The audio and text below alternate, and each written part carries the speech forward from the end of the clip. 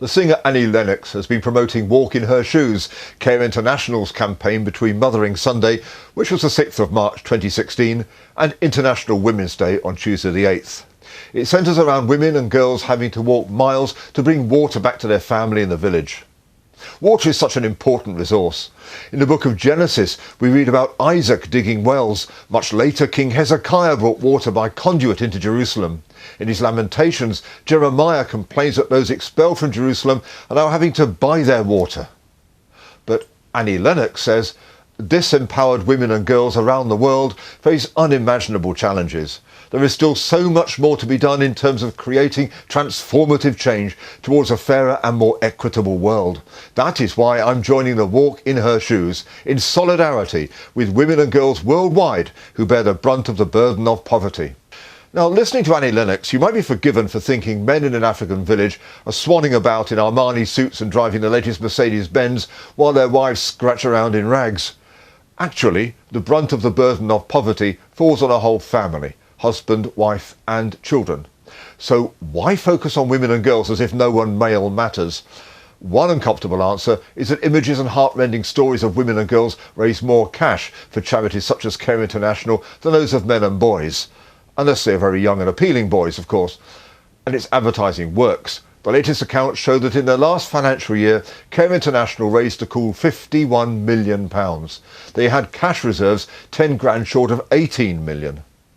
Another uncomfortable answer is that focusing on women and girls strikes a chord with the feminist spirit of our age.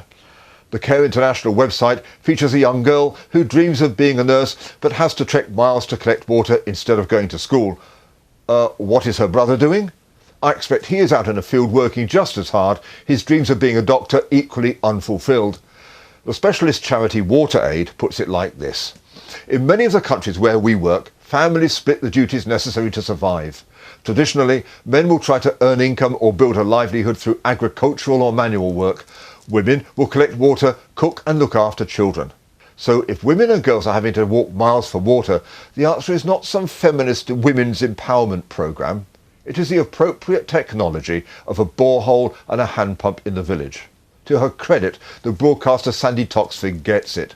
She says, "I'm proud to be supporting Walk in Her Shoes and helping women and girls gain access to water. It's such a simple solution and it has such a huge impact on their lives." Deep down, Care International understand as well. They say every pound you raise between now and 4th of June will be doubled by the UK government, with the extra funds going directly to water, sanitation and women's rights projects in Ethiopia. Well, we don't know the breakdown between water, sanitation and the inevitable women's rights projects, or whether the water and sanitation are in Ethiopia, or whether they are just inflicting the women's rights projects on that northeast African country. But hang on a minute. It's not your money going to water and sanitation and women's rights. It's only the extra funds from the UK government. Do you know what my advice is? If you genuinely want to help those women and girls or anyone walking miles to carry back water, cut out the posturing feminists and give your money straight to WaterAid or the Christian charity Operation Wellfound. Now that, as Sandy Toksvig might say, is a very simple solution.